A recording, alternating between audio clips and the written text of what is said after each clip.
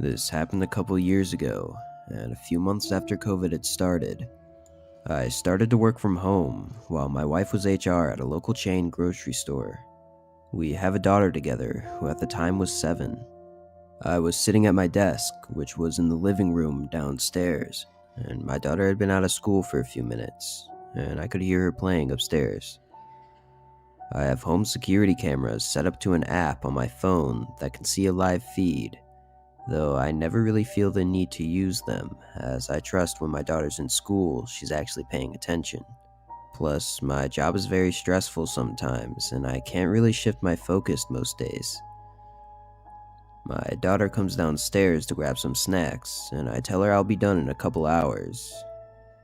She goes back upstairs, and all is well and normal. I'm in the middle of writing a report when I hear my daughter talking, which wasn't too weird until I hear a faint voice talking back. I know it wasn't my daughter's voice, it sounded like a man. I sit there in shock for a few seconds, trying to think if maybe I was just out of it and it was actually one of my coworkers, but I could have sworn that the voice came from upstairs. I excused myself from the Zoom call and proceeded upstairs to my daughter's room. I knocked and she told me to come in. I asked what she was doing, and she said she was just playing on her iPad. Then I asked who she was talking to, and she says I don't know. That wasn't an uncommon answer from my daughter, as she pretty much says I don't know to anything that she doesn't want to talk about. I didn't think much of it, but I still had an uneasy feeling. I looked around her room real quick, and didn't see anybody, and nothing looked out of place, so I went back to work, and that was that. The rest of the day was pretty normal. My wife came home, we ate dinner, played some games with our daughter, and then it was time for bed. I thought about telling my wife the entire day, but kept fighting with myself, as I had no clue what I really heard, and I kept reasoning with myself that maybe it was just one of my coworkers, or some other voice from one of their screens, or maybe even the game that my daughter was playing on her iPad. I had no reason to believe that there was someone else upstairs, as I had a view of her room from my desk, and I even went up there and checked. I decided that if I heard anything again, I'd tell my wife, but I didn't want to freak her out for no reason. We both tucked in our daughter and said our goodnights, then went to bed. That night, I had terrible dreams, and I kept going in and out of sleep, hearing voices and feeling pressure on all parts of my body. A kind of sleep paralysis, maybe. In these states of being sort of awake, I could almost make out a male voice speaking, but I couldn't really make any sense of the words he was saying. I awoke in a state of panic as I realized the sun was coming up. I noticed my wife was already up and getting ready for work. "Did you hear anything last night?" I asked her, and she replied no, which filled me with relief. She asked me why, and I told her that I think I just experienced some weird kind of sleep paralysis, which I'd never had before. She made sure I was okay before logging our daughter into school for the day and then heading out. I get ready for work myself, as I only have about an hour to eat breakfast and shower and try and forget last night's nightmare. It's Friday, and I'm just ready for the weekend. The day treads on as slow as humanly possible, and I can barely even stay awake. I doze off for a few minutes on my break before hearing my daughter come downstairs. She asked me if she can go outside, and I said not until I'm out of work. She's visibly upset, but she knows the rules. I get through the last hour of work and go upstairs to check on her. I knocked on her door and she opens it with a book in her hand. "Did you still want to go outside?" I asked. She said no, not anymore, and that she just wanted to read. I felt a bit of relief, as I really didn't want to do anything anyways, as I was so tired. I went back downstairs and turned on the TV. My wife wasn't going to be home for another half hour, so that gave me time to nap. Since it was a Friday, I knew she'd want to stay up late, because we both had the weekends off, and our daughter always goes to bed by 8 or 9, so that was pretty much the only alone time we'd get. I dozed off for a bit, until I was awoken by my wife coming in through the front door. She said hi, and our daughter comes running down to hug her. The rest of the night goes on. We have dinner, watch a movie, and play some games until we eventually tuck our daughter in. The nap really helped, as my wife and I didn't go to bed until probably midnight, which is a record for us. I climbed into bed, ready to fall asleep. My wife and I laid there for a while, and as I'm on the brink of sleep, that's when my wife asks me something. She asked me if someone was here earlier, and a little freaked out, I said no, then asked her why she asked. She explained that when she was pulling into the driveway, there was a car parked at the curb right outside of our house, and right when she pulled in, they drove away. I told her that no one stopped by, and I had made it very clear to everyone that I knew that no one was allowed over because we were really trying to social distance due to the start of COVID. She sat there for a few seconds, and then she said it was probably just the neighbors, and that she thought she saw that same car there on Monday, and maybe even sometime last week. She jokes that I better not be having any women over, and then we finally go to bed. Thankfully, I slept like a rock that night. Saturday comes and goes, perfectly normal. It wasn't until Sunday that my daughter really started to worry me. We were eating dinner when out of nowhere she asks us what a machete is. I looked over at my wife, who looks just as concerned as I am. My mind is moving, trying to remember if we'd watched anything or talked about anything in regards to any kind of weapon, but I couldn't think of anything. In a calm tone, my wife asks her where she heard that word. She says she forgot, and I couldn't help but feel like she just lied straight to our faces. Something wasn't right about this, and she's a good kid and never really lies. If something was wrong, you'd tell us, right? I asked, just hoping she'd open up a little bit. But she declined and assured us everything was great, and she said that she's made a good friend, and her teacher's nice, and online school's going well. I had mixed emotions, sort of hating myself for wishing something was wrong so that she could just tell me.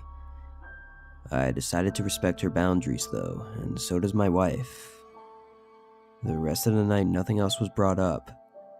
My wife and I put our daughter to bed, and after closing her door, we headed back downstairs to sit on the couch. I had this horrible feeling in my gut that I've had all night, and pretty much all week. A feeling that's been festering so long that I decided to just tell my wife everything. From the voice I thought I heard to the dream and the machete. Come to think of it, my daughter's been spending more time in her room than usual. Ever since COVID started, she used to want to be around me and her mother all the time. She was an only child who couldn't see her friends anymore except through a screen, so it made sense that she'd want to spend time with us. But now, her spending so much time alone all of a sudden felt really strange. I tell my wife everything I've been feeling. I think I was venting for maybe 20 minutes because I had so much on my chest. She looks at me with a blank stare and then looks down, and I can tell that she feels something similar. She looks up at me and she's on the verge of tears. Before she can get a word out, she just starts crying. I hold her for a while as we both sit there, and getting everything out had just made my mind go blank. But then I hear it again, a voice coming from my daughter's room, the same voice that I thought I heard before. I bolt up from the sofa, not even gauging my wife's reaction, and I race up to my daughter's room, swinging the door open. And there she is, sitting on the edge of her bed, just staring at me in horror, as if I'm the one that was intruding on her and her friend, and not the other way around. I was scared and anxious, and I just yelled, "Who's there?" There was no answer. I yelled to my wife to call the police while I'm scouring my daughter's room. I look under her bed and in her closet and under piles of stuffed animals, and there's nothing. I checked out the window to see if anyone was down there, and there was no one. This didn't make any sense. And that's when I heard my wife ask my daughter something that turned my entire world upside down. "Is it coming from the camera?" I turn around, and my daughter hesitantly nods her head. The camera. My fear turns into complete rage as I grab a stool and dismantle it. I tried to keep my cool so as to not scare my daughter, but the thought of some stranger talking to her through a camera that I willingly installed in her room was unbearable. I was angry, disgusted, and heartbroken, and that's when my doorbell rang and I hear a man yell police. I answer the door and I explain everything to them, but they don't really seem surprised at all. They explain that this thing happens a lot when security cameras don't have a ton of those security features that you get with the more expensive ones. Apparently, hackers can see through it and even talk to you, which was obviously news to me. They asked to speak to my daughter, and what she told them was soul-crushing. This had been going on for almost 2 weeks now, apparently, and the voice had become my daughter's friend. They talked to her after school and asked her about everything she liked and would tell her that they liked that stuff too. This voice learned what time I got off work and what time my wife would get home, and basically our entire schedule as a family. They learned my daughter's school schedule and her friends' names and how she hadn't seen them in a while and how she felt like she didn't have any friends anymore and was lonely. This voice had been learning everything about my daughter right inside of my home and right under my nose. They had preyed on her and the fact that she was lonely and used that to their advantage. Everything was starting to make sense. The voice I heard was real, and the dream I had about the voice wasn't even a dream at all.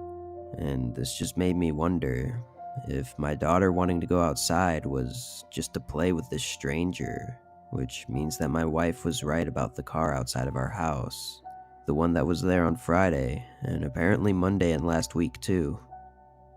This voice had been talking to my daughter for a whole 2 weeks, and I only noticed a couple days ago.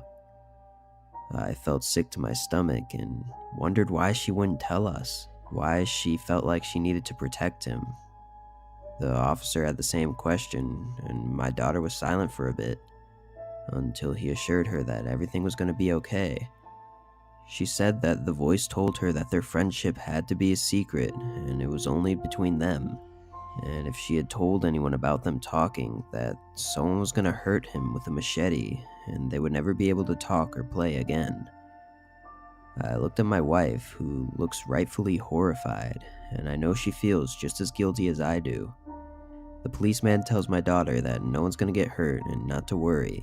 Then he gestures me over to the side as his partner and my wife console our daughter. The officer's face is noticeably more worried than before. He claims usually when they've gotten these types of calls in the past, it's been pranks and nothing malicious ever comes out of it. But this case is different and they want to take protective measures.